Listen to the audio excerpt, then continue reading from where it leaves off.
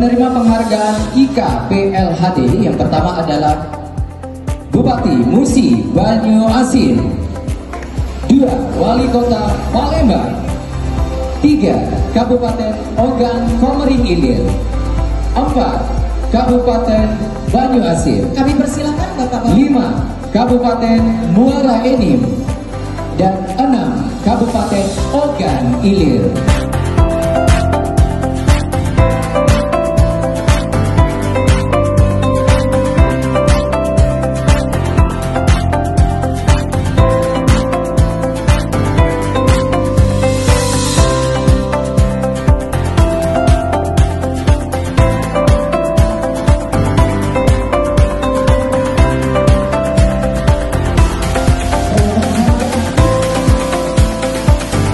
Mulailah kita menjaga dari yang paling kecil, misalnya untuk menjaga lingkungan dengan membuang sampah pada tempatnya, memilah sampah.